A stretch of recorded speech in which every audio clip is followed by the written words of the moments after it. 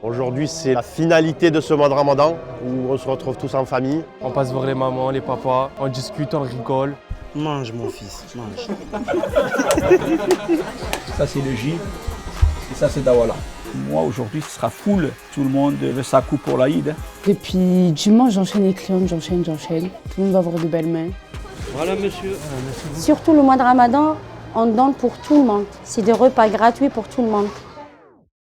Aujourd'hui, c'est le dernier jour du Ramadan et demain, les millions de musulmans de France vont célébrer l'Aïd el-Fitr. Et pour cette fête sacrée, on est à Marseille. Ici, d'après les estimations, un quart de la population est de confession musulmane, ce qui s'explique notamment par l'histoire coloniale et migratoire de la ville. Dans cette vidéo, on va vivre l'Aïd de l'intérieur. Du centre-ville au quartier nord, on a suivi des commerçants, des associations, des groupes de potes et des familles dans la préparation et la célébration de cette fête. Et on commence dans un quartier central de Marseille.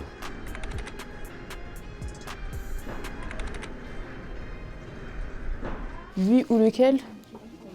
Ou lui. Je le mange là? Ouais. Je m'appelle Aïda, j'ai 20 ans, je suis étudiante en économie-gestion et je fais du henné. Pour les Henaya, cette période elle est grave importante. C'est vraiment la période avec le deuxième Aïd où on fait le plus de clientes, on va dire, parce qu'il y a vraiment énormément de demandes. Tout le monde va avoir de belles mains. C'est un modèle qu'elle avait déjà fait, que j'ai bien aimé. Du coup, j'ai capturé et je lui ai dit de me faire le même. Enfin, quand on va nous voir, ça va taper à l'œil. On se démarque souvent des autres et ça rajoute un petit plus à notre tenue. Chaque Aïd, je passe par Henné by Aïda. J'ai commencé en gros, au début, je faisais juste sur mes sœurs et mes cousines. Et elles m'ont dit, ouais, pourquoi tu te lances pas en vrai dans le henné et tout. Et du coup, j'ai fait un flyer et je me suis lancée. La vérité, si tu bouges, tu bouges. Moi, je te dis que tu bouges, arrête. Et voilà, depuis dimanche, j'enchaîne les clientes, j'enchaîne. Ça, c'est aujourd'hui, de 9h à 23h. En vrai, je compte en nombre de mains. Je compte pas en nombre de personnes. Parce qu'il y en a, ils viennent à faire une ou deux mains. Je pense que j'ai peut-être fait une 60aine de mains en vrai. Il y a beaucoup de gens qui font du henné. Ça se met sur TikTok, sur Snap. Il y en a, ils se partagent. Il faut être vif pour prendre. Les créneaux, ils partent vraiment vite. Quand elle a cash me, j'ai cash pris, le jour même. Ce que j'aime bien dans le henné, c'est qu'à la fin, quand les clientes regardent leurs mains comme ça, fait « Ah, mais j'aime trop, c'est ce que je voulais et tout ». Je trouve ça trop satisfaisant. Moi, j'ai dit à ma mère que si le henné, ça marche comme je veux, je vais arrêter mes études et je vais me lancer pleinement dans le henné. Et elle est d'accord, en vrai.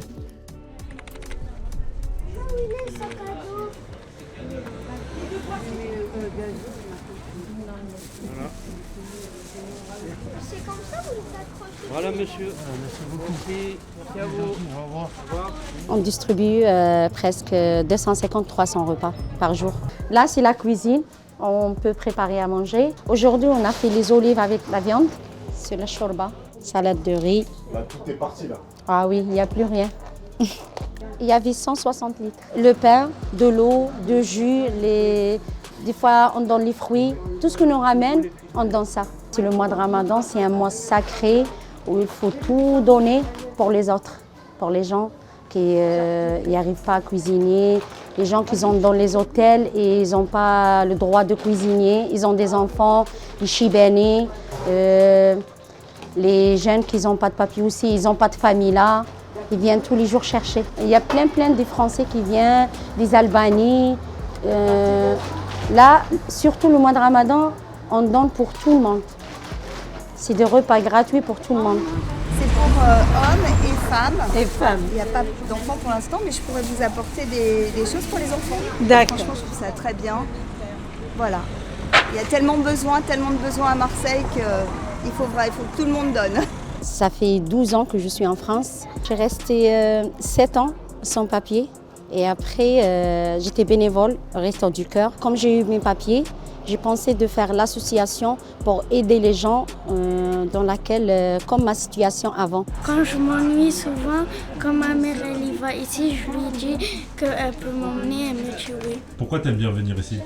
Parce que je fais des bonnes actions et que je vois ma tata.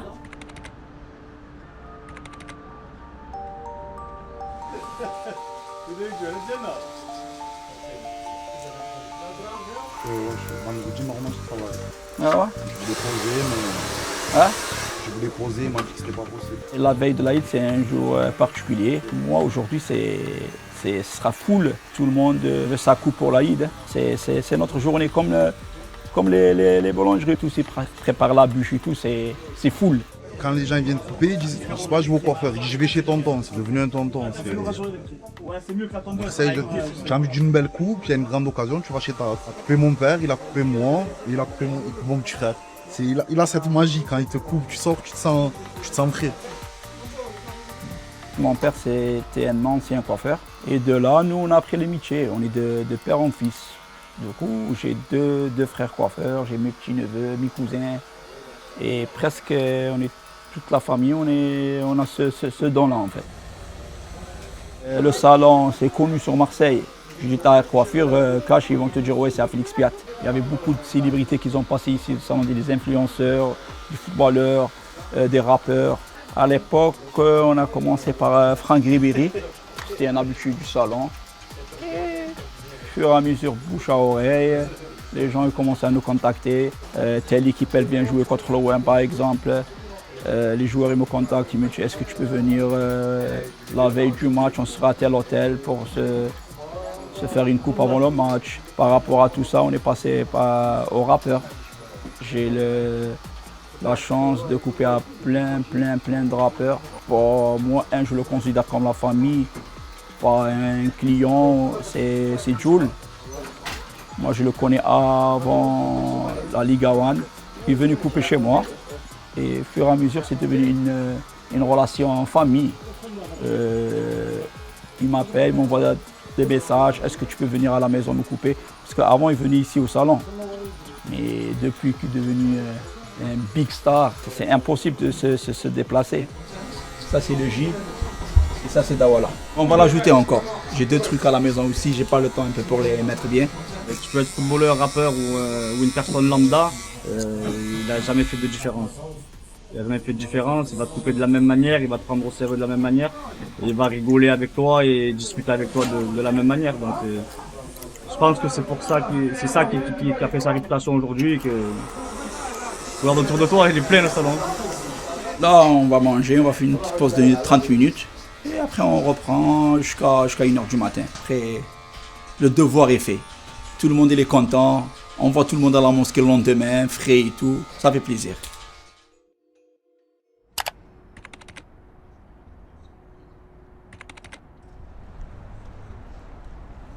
On est aujourd'hui au stade de Malpasset pour célébrer la fête de l'Aïd. La mairie nous a mis à disposition le stade de Malpasset comme chaque année. C'est un endroit où on peut accueillir les fidèles dans de bonnes conditions. On a une mosquée qui est grande et qui prend 2000 personnes à peu près, mais ça ne suffit pas. Et puis ce qu'on voudrait éviter, c'est que les personnes fassent la prière à l'extérieur, sur la route, de bloquer les transports en commun. Au niveau logistique, c'est compliqué. Donc le stade, c'est vraiment adapté. Moi j'ai une relation particulière parce que du coup je suis habitant du quartier, ancien habitant du quartier. C'est 12 500 habitants à peu près. Une personne sur 2 a moins de 25 ans. On a toujours ce poids de quartier nord qui est très lourd. Le quartier nord c'est très vaste. Mais c'est vrai que ça amène toujours quelque chose de très négatif alors qu'aujourd'hui on a des énergies, des réussites, on a des profils divers. Moi j'habite là au milieu là.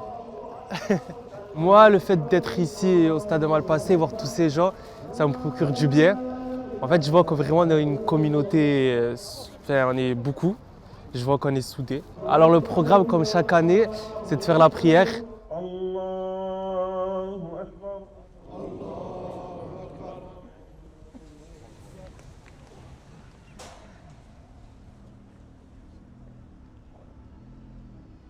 Se faire des câlins entre frérots, voilà, dire Eid Mabrouk. Ensuite, on passe voir les mamans, les papas, on mange. On discute, on rigole.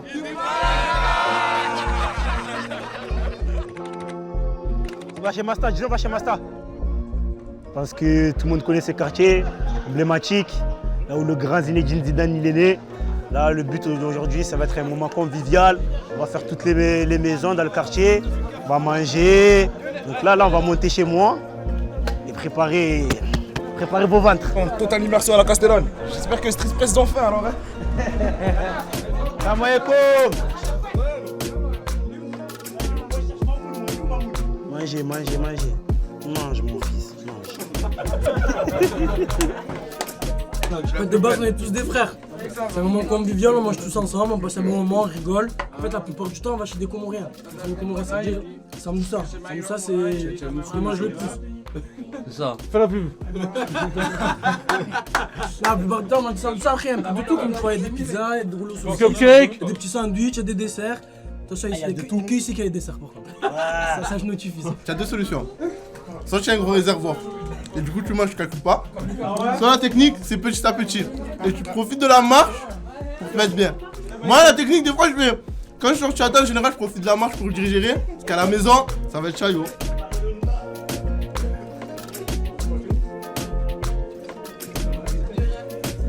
Là, c'est la 4e maison, là, on va à la 5e. Après, on va faire la 6e. Après, la 7e. Après, la 8e. Ça y est, lui, il est mort. T'es malade, démarche. Lui, ça y est.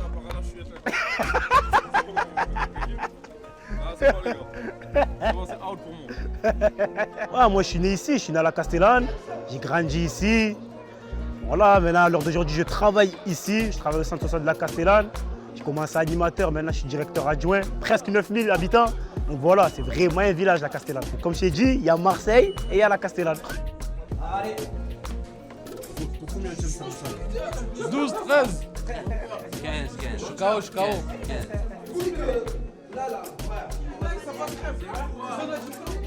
J'ai fait de la pizza, des gâteaux. En fait, j'ai fait tout depuis hier à en cuisine. Non, on va chez les proches, les tantes et tout. Mais c'est les garçons qui vendent dans tous les maisons. En fait, chez chaque parent. Et franchement, non, on s'est régalé, c'était un vrai moment comme chaque année. Dès que nous, on organise quelque chose, il y a tout le quartier qui est derrière nous. C'est pour ça que vraiment, nous, on tient vraiment à ce quartier. C'est que nous, dès qu'on veut faire quelque chose de positif, on ne met pas des bâtons dans les roues. Je sais qu'il y a des gens à l'extérieur qui se disent « Oh, la Castellane, c'est comme ça, c'est comme ça ». Venez voir de vos propres yeux. Là, c'est pas une petite sieste, c'est une grande sieste. C'est la meilleure sieste de l'année. Voilà, c'est la fin de cette vidéo. Merci de l'avoir regardée. N'oubliez pas de vous abonner à Street Press et surtout de nous soutenir financièrement. C'est super important pour qu'on continue à raconter ces histoires.